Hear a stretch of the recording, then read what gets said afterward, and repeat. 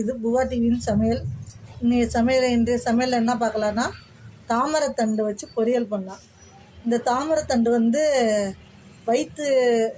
வயிறு புண்ணுக்கு, sugar, BP எல்லாத்துக்கும் நல்லதுங்கிறாங்க. இதை வச்சு எப்படி பொரியல் பண்ணலான்னு பார்க்கலாம் வாங்க. தோல் இருக்கும் மேலே, அதை வந்து நம்ம இப்படி பீலர் வச்சு இப்படி இது பண்ணிட்டு தோலை ஃபுல்லாக சீவிடணும். இந்த மாதிரி வரும், நார் மாதிரி வந்துச்சுன்னா இதை எடுத்துட்டு அப்புறமா அரியணும். இப்போ இது மாதிரி தோல் சீவிட்டால் இது மாதிரி இருக்கும். இதை ஃபுல்லாக தோல் சீவிட்டு நல்லா தண்ணியில் போட்டு வாஷ் பண்ணிடணும். திரும்பவும் முன்னாடி ஒரு வாட்டி வாஷ் பண்ணிட்டு தான் நம்ம தோல் சீவணும். திரும்ப வாஷ் பண்ணிவிட்டு ஒரு வாட்டி தோல் சீவிட்டு ஒரு வாட்டி வாஷ் பண்ணணும். நாம் இப்போ இது எல்லாத்தையும் தாமரை தண்டு எல்லாத்தையும் அரிஞ்சிட்டு வந்துட்டோம்.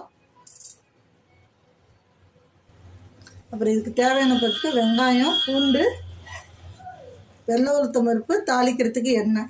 இப்போ சமைக்கலாம் வாங்க, பார்க்கலாம் எப்படி செய்கிறதுன்னு. ஒரு வானலை வச்சு வானல் காஞ்சிருச்சு. இப்போ இதில் 2 ஸ்பூன் எண்ணெய் ஊற்றிப்போம். இதில் இப்போ 2 ஸ்பூன் எண்ணெய் ஊற்றிக்கிட்டோம். வெள்ளை உளுத்தம் பருப்பு போட்டுக்கிறோம்.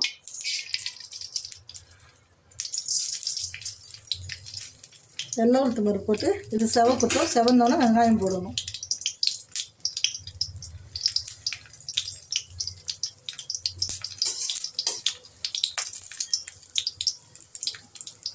செவக்கட்டும்.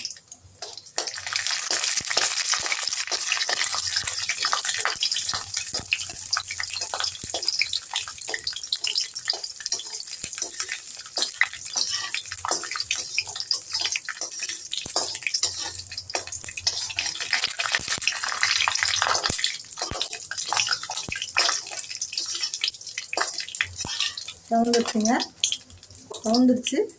நம்ம இப்போ இந்த வெங்காயத்தை மட்டும் போடுவோம்.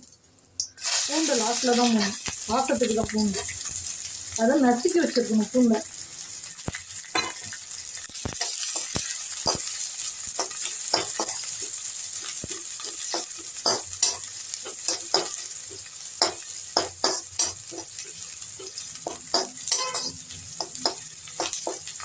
நல்லா வதக்குங்க.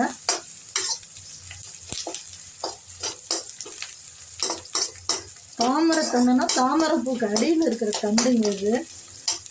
இது வந்து வாழைத்தண்டு டேஸ்டெல்லாம் தான் இருக்குது.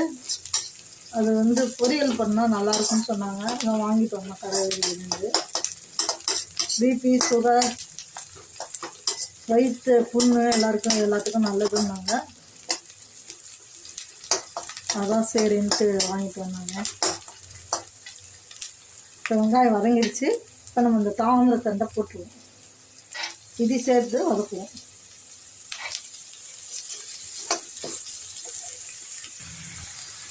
இதே இப்போ நல்லா வதக்கிங்க. எல்லாத்தையும் போட்டாச்சு. நல்லா வதக்கிங்க. முழுசாக ஃபஸ்ட்டு ஒரு வாட்டி நல்லா கழுவிடணுங்க. கழுவிட்டு திரும்ப தோலெல்லாம் செதுக்கிட்டு ஒரு வாட்டி கழுவுங்க. தோல் அப்படியே லைட்டாக தோலை செதுக்கிட்டு கழுவுங்க. கழுவிட்டு திரும்ப அரிஞ்சிட்டு ஒரு வாட்டி தண்ணியில் சத்தனாலே ஊற போட்டு நல்லா கழுவி புளிஞ்சு எடுத்துருங்க. ஏன்னா தாமரைப்பூ சேத்துல முளைக்கிறது இல்லையா, மண் இருக்கும்.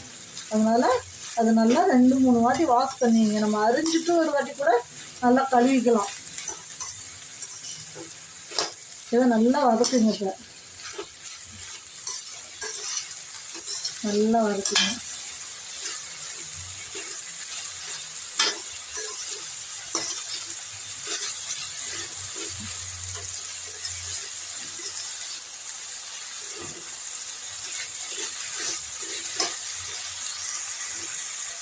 இது கூட கொஞ்சமாக மஞ்சத்தூள் சேர்த்துக்கிங்க.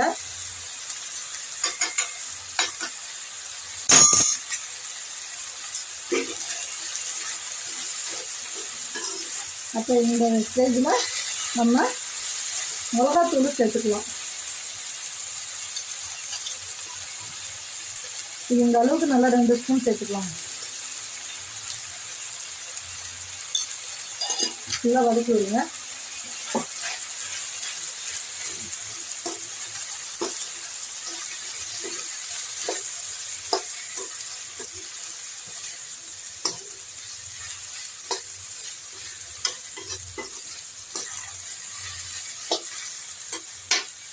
நல்லா வதக்கி விடுங்க.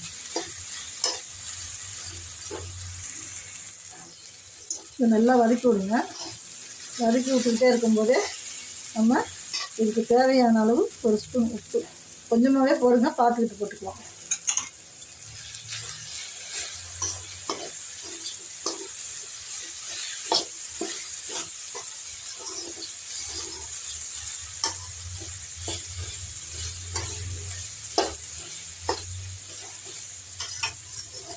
இதில் நம்ம தண்ணி தெளித்து இது பண்ணாலும் பண்ணலாங்க, தண்ணி தெளிக்காமல் பண்ணாலும் பண்ணலாம். நான் கொஞ்சமாக தண்ணி தெளிச்சுக்கிறேன்.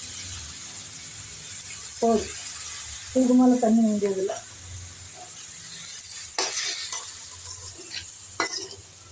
விஷத்தை வேகட்டும்.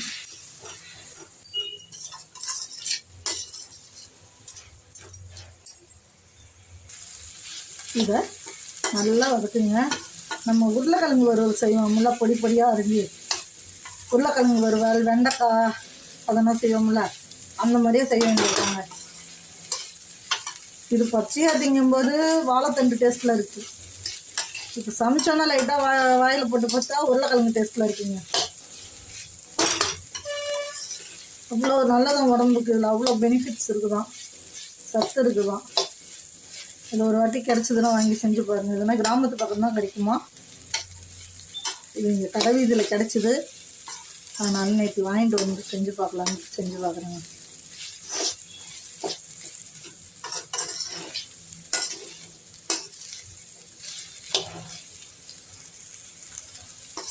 நம்ம எண்ணெய் பத்தலைனாலும் எண்ணெய் ஊற்றிக்கலாங்க.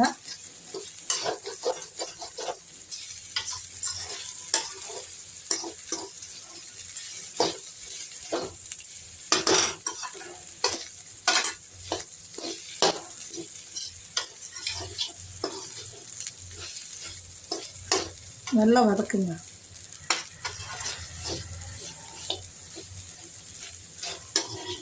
நல்லா வதங்கி வரணுங்க.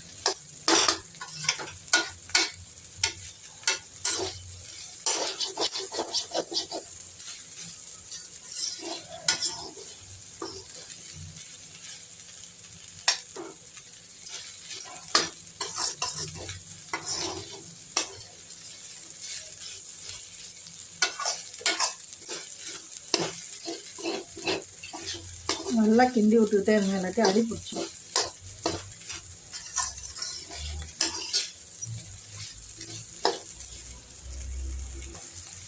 இல்லை நம்ம கரம் மசாலானா கூட சேர்த்துக்கிறேன்னா சேர்த்துக்கலாங்க, வாசமாக இருக்கும்.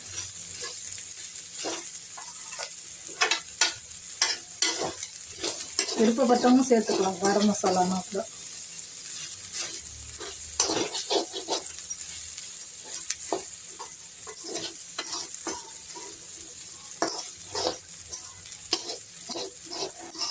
அவ்வளோதாங்க, ரெடி ஆகிடுச்சு.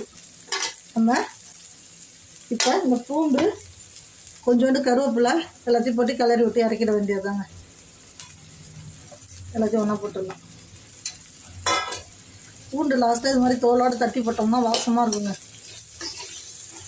உருளைக்கிழங்கு வறுவல், வாழைக்காய் வறுவல் எல்லாத்துக்குமே இது மாதிரி போடலாம். வாசனை அப்படியே தூக்கும் ஆளை.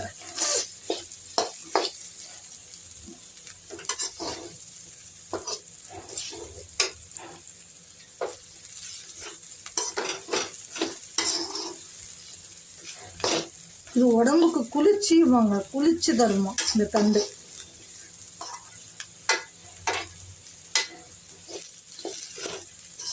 தாமரை தண்டு பொரியல்.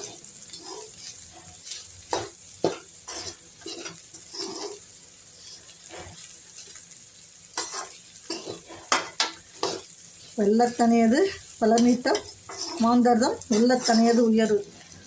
இந்த திருக்குறள் இருக்குல்லங்க, அதில் வெள்ளத்தனையது மலர்நீட்டம். இந்த தண்டு மேலே தண்ணியில் மிதந்து வந்தால் தான் தாமரை மேலே வரும். தண்ணி எந்த அளவு இருக்கோ அந்த அளவுக்கு மேலே தாமரை வரும். அந்த தண்டு தாங்க இது.